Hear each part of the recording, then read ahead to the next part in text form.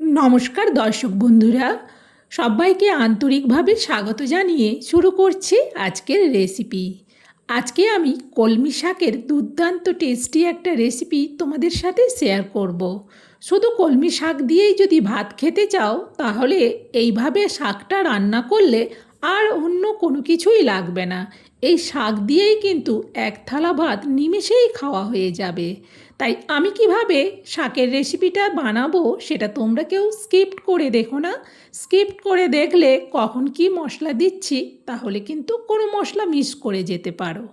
আমি এখানে শাকের রেসিপিটা বানানোর জন্যে 3 আঁটি বড় বড় শাক নিয়েছি। শাকগুলো একটু আগে ভালো করে বেছে নিচ্ছি।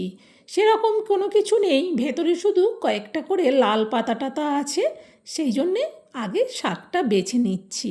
আমি 3 আঁটি দিয়ে বানাবো, তবে তোমরা তোমাদের ফ্যামিলি মেম্বার অনুযায়ী শাকটা নিও।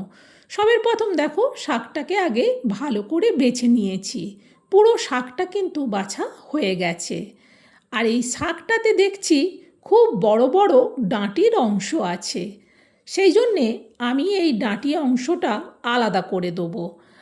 আমার যতটা শাক লাগবে ততটার থেকে কিন্তু এই শাকটা অনেক বেশি আছে, সেই জন্য এই মোটা মোটা ডাঁটা অংশগুলো বাদ দিয়ে দেবো। এই শাকের রেসিপিটার সাথে যদি এই শক্ত ডাঁটা অংশগুলো থাকে খেতে কিন্তু খুব একটা ভালো লাগে না। সব ডাঁটাগুলো এই জন্যে বাদ দিয়েই কিন্তু রেসিপিটা বানালে খুব টেস্টি হবে, আর ডাঁটাটা থাকলে কিন্তু অতটা ভালো লাগে না। বন্ধুরা, কথা বলতে বলতে সব কিন্তু শাকের ডাঁটি অংশটা আমার আলাদা করা হয়ে গেছে। আর শাকটা কিন্তু ভীষণই নরম, তাই শাকটাকে কিন্তু যেভাবেই হোক ছোট ছোট করে কেটে নিলেই হবে। কোনো সাইজ করে একেবারে ঝিরিঝিরি করে কাটার দরকার নেই।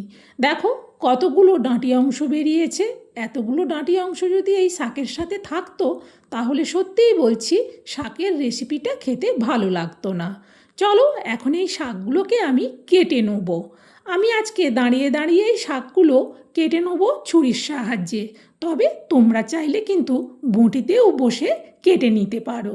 এখন সব শাকটা কেটে নেওয়ার পর শাকটাকে কিন্তু ভালো করে ধুয়ে নেব। অনেকের বাড়িতেই কিন্তু ছোট বাচ্চারা শাক খেতে চায় না, তবে এইভাবে রান্না করলে বাচ্চারাও কিন্তু খাবে।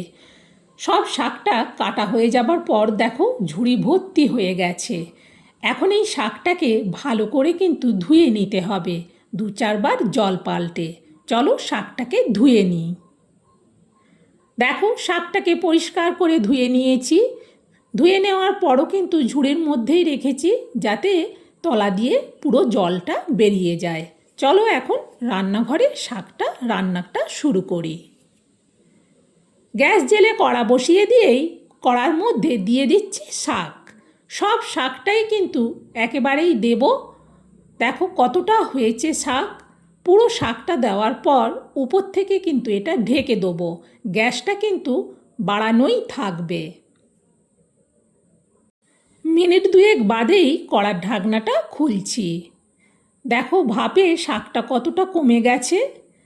কড়াটা নড়ছে, সেই জন্যে চিমটা দিয়ে কড়াটাকে ধরে ভালো করে শাকটাকে খুন্তি দিয়ে উল্টে পাল্টে একটু নাড়াচাড়া করে দিলাম। এখনও শাকটা আরেকটু ভাপিয়ে নেব, সেই জন্যে এটা আবারও একবার ঢেকে দিচ্ছি। আবারও মিনিট 2 বাদেই কড়ার ঢাকনাটা খুলছি। দেখো আগের থেকে শাকটা অনেক কমে গেছে। ভালো করে খুন্তি দিয়ে নাড়িয়ে দেখে নিলাম। এখন কিন্তু শাকটা ভাপানো হয়ে গেছে। এবার এই শাকটাকে আমি নাবিয়ে নেব। আবারও আমি কড়াটা বসিয়ে দিলাম। এবার কড়াতে দিয়ে দেবো সরিষার তেল।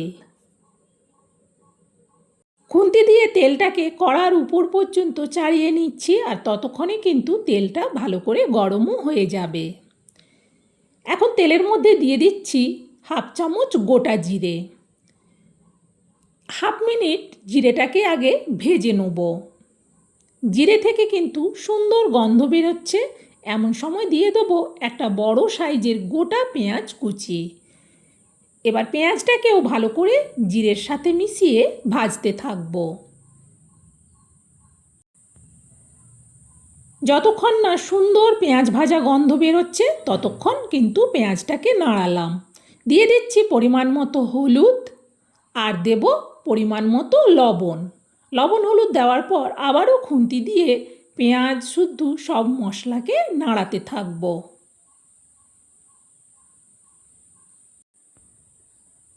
এখন দিয়ে দিচ্ছি অল্প চিনি। একটুখানি চিনি দিলে শাকের টেস্টটা কিন্তু বেশ ভালোই হয়। আবারও খুন্তি দিয়ে ভালো করে নাড়ালাম। এখন দিয়ে দেবো ঝাল লাল লঙ্কার গুঁড়ো। এই লঙ্কাটা কিন্তু বাড়িতেই গুঁড়ো করে রাখি, আর এই লঙ্কাটা ভীষণই ঝাল লঙ্কা। এই ঝাল ঝাল শাকের রেসিপিটা সত্যিই খুব টেস্টি হয়। সব মশলা ভাজার কিন্তু সুন্দর সেন্ট হচ্ছে। এখন এতে দিয়ে দেবো ভাপিয়ে নেওয়া শাকগুলো।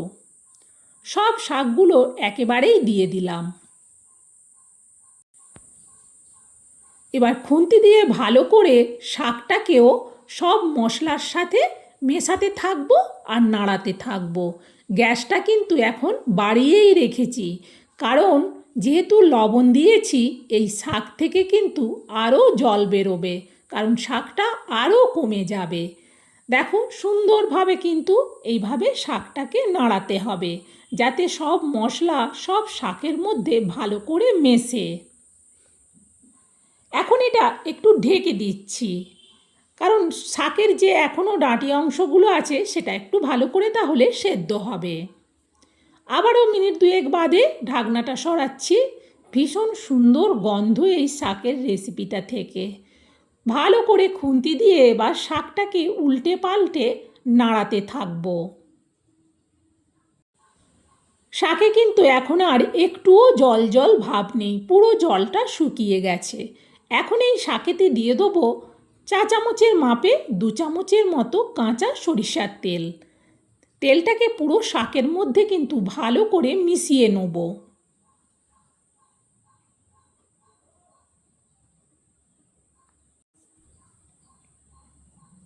শাকটা কিন্তু বেশ ঝরঝরেও হয়েছে।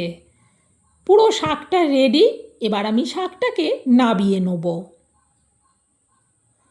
এরকম একটা বড় স্টিলের প্লেটের মধ্যে পুরো শাকটা নাবিয়ে নিচ্ছি। একেবারে ঢালতে গেলে পড়ে যেতে পারে, সেই জন্য খুন্তি দিয়ে অল্প অল্প করে তুলে নিচ্ছি।